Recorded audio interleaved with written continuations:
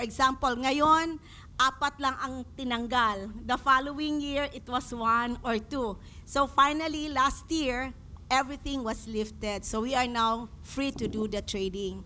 So at this time, in 2015, the governor of North Sulawesi, Governor Sarundadrang, who is a very close friend of our then mayor, now President Duterte, came over to Davao and brought with him all the North Sulawesi government officials and that of the businessmen to really push also for this connectivity. And so it happened. Now, 2017, the mayor, now president, is very supportive of this ASEAN connectivity. What more, na ngayon, ang presidente comes from Davao and he is also the chairperson of the ASEAN. So this is a blessing also for that connectivity because this happened under the helm of our president and touching base with Davao Jensen and Bitong, who is close to his heart. So yun po. Okay. Ia Marie here, Ms. Hilayo, is representing MINDA, and do you know that MINDA is a government agency? What exactly will be the role of MINDA here, Ms. Hilayo? Thank you, Sir Tony. MINDA, apart from it being the Philippine National Secretariat for BIMP IAGA and the coordinating body as well for the same sub-regional cooperation, is part of the interagency task force for the ASEAN RORO. So what the task force really do is to support trading, transport, ease the transport regulations between the two countries, the IAGA focus areas.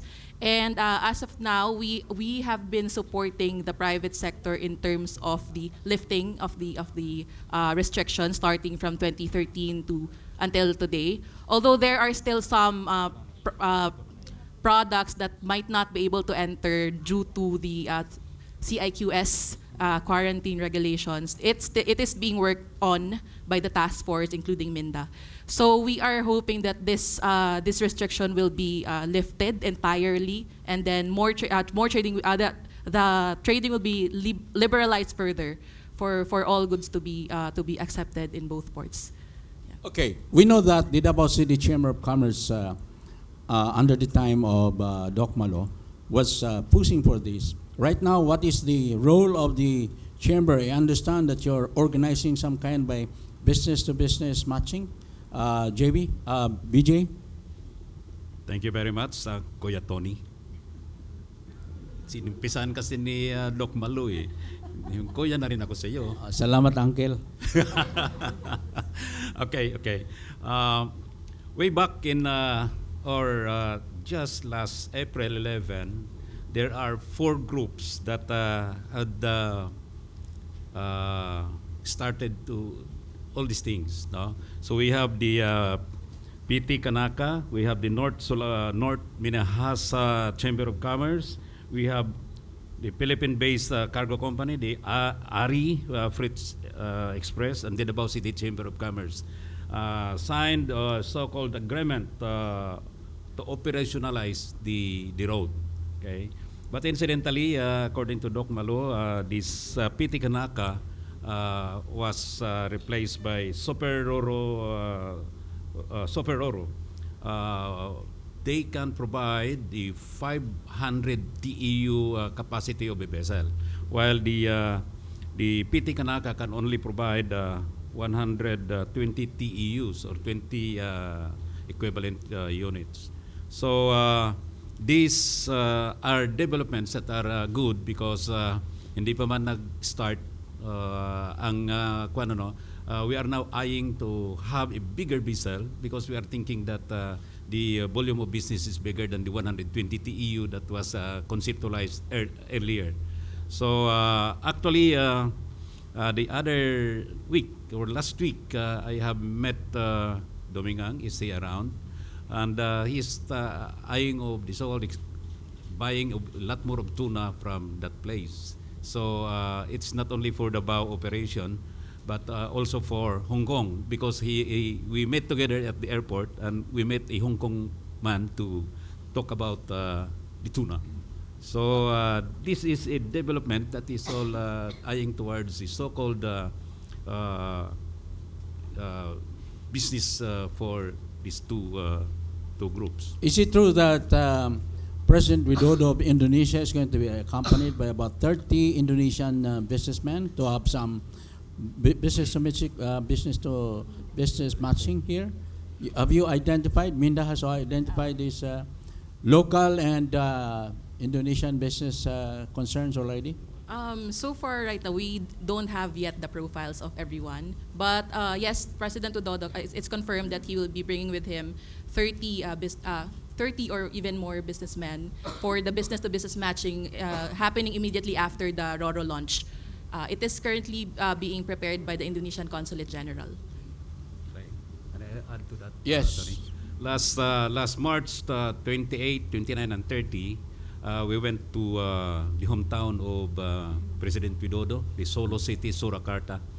And I have talked there to the past president of the Chamber of Commerce in Manado. It's called Kaden. Yeah, Kaden, and Bernardino Vega. He is now the national president of the Chamber of Commerce for all of Indonesia. And when I talked to him, I said that we are opening the RORO in Davao. So, I mean, I'm familiar to that.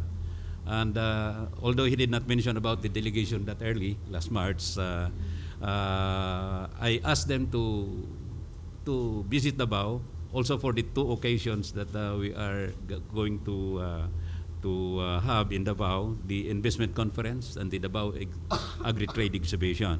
And they are very upbeat in attending this activity. But this RORO, I don't have the figures. Thank you. Okay, we open now the floor for questions from the members of the media. Dang first, and then Maya. There's a microphone there.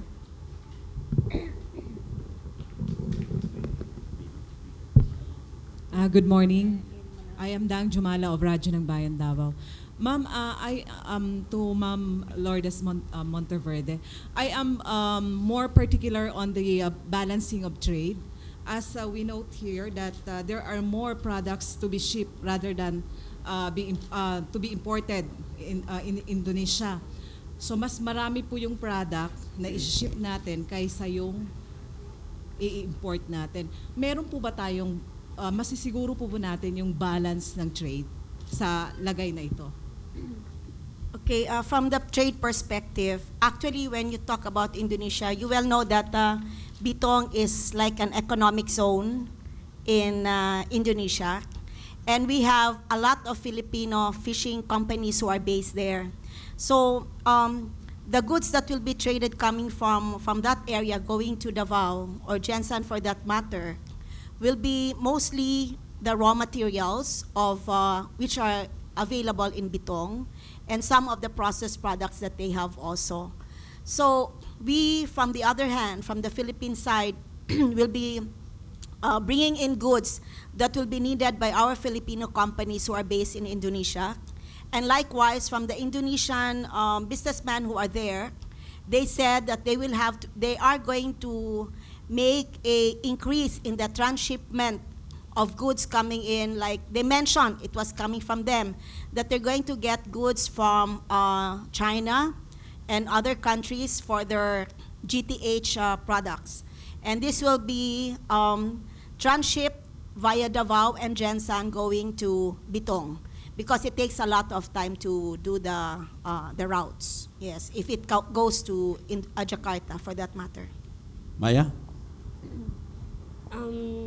Kay Doktora, you've mentioned kanina na may mga goods na restricted through MTO.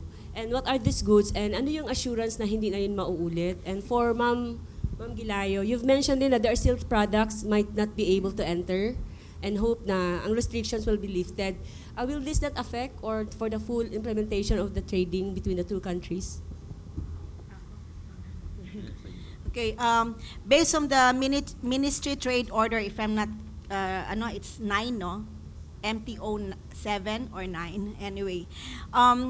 the listed products that are, kumbaga, not to be traded between the countries are gifts, toys, and housewares, electronics, and they have also pharmaceutical products, and then what else? Textiles are part of it, and I forgot I mentioned some of the electronics. There are some more that were excluded from the trading. But since the Ministry Trade Order has been lifted, I don't think so that it's going to be, kasi they would want to have that ASEAN economic community. So this is part of the initiative of the ASEAN, so that the trading between countries with the lifting of the MTO must better ang volume. You will be able to get the desired volume also to sustain the route of Super Shuttle. Yeah. Yes. In addition to what Doc Malu has mentioned, yes, all these restrictions, the 6 to 7, were lifted. But as of now, there are still issues when it comes to the quarantine and the other, it's in CIQS, that the fresh fruits may still not be able to enter for this initial voyage. But as mentioned, both the task forces of the Philippines and Indonesia are closely coordinating with each other, and hopefully soonest after the initial voyage, this restriction will be lifted. Okay, CQ Francisco from Mindanao Times and Business World. Mayong buntag, quick follow-up lang on the previous questions. First, walk us through the economic implication of the connectivity. Kaduha, as far back as 2008, there was this proposal for the two areas to really connect. Pero hangtod karon, as you mentioned, walay harmonization of policies, especially sa CIQS. How long will we wait for that to take effect, katong harmonization? Okay, so harmonization has been, it has been, the initiative to have that has been there since early 2000s. There is an MOU that will be signed, but I think for this summit it would be a joint declaration that will be signed by both presidents, which will include provisions on this matter, on the harmonization, and probably working together on areas of cooperation when it comes to that aspect. Hopefully, this joint declaration would take effect soonest to support this project. Ito akong first question. How large would the economic impact be? We remember that Bitong is not an international port, and the only thing that comes to mind is intra-trade. I remember in 1997, late Secretary Vicente Paterno mentioned that for BMP Iaga to be able to succeed, it has to come up with a consolidation of products for it to go to larger markets like China or Europe to succeed. Otherwise, intra-trading is very small. Initially, way back 2012, 2013, when we visited Bitong, it was not yet declared as an international port. But because of this initiative between connectivity and having that Davao-Jensan-Bitong route, actually now it's already recognized as an international port. So that the goods that are from Surabaya, Papua, and that of the surrounding areas of North Sulawesi are now being consolidated in Bitong to be shipped to the other routes like this route, no? So Bitong now has become the hub. Initially when we went, there was not much of an infrastructure. We went together with Asian Marine way back 2014, and we saw that it was not yet ready at that time. So from the Indonesian side, they also rehabilitated and upgraded their facilities of the Bitong port. And finally, they were able to declare it as one of their international ports of Indonesia. last question for me. Yeah, on the part of the Philippine business sector, what policies do you want government to modify, maybe revoke, so that this initiative will succeed? Remember that in the late 2000, there was this air connectivity, but it wasn't successful mainly because there was no traffic. Second question, is there a passenger component to the connectivity?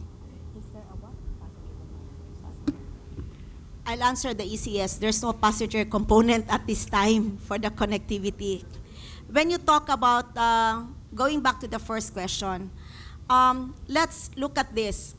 Manado, when we went there way before 2012, 2011, it was still like an old Davao of Kuya Tony. Anyway, it was not that vibrant. But you know now, Manado, which is, magkatabi lang sila ng Bitong no? Is very vibrant now. Why? Because the government has subsidized their air traffic. From China, going direct to Manado, from Manado, going to their Budaken, that's like Boracay, no? And going to Bali. So the government, both countries have subsidized the air connectivity. So they have 3 or 4 flights coming in from China to Manado. Okay. What we would want from the private sector, coming from the private sector for the government, you know, this RORO launch is not that easy. There's a lot of operational and capital expenditures that comes in. Initially, the company might bleed.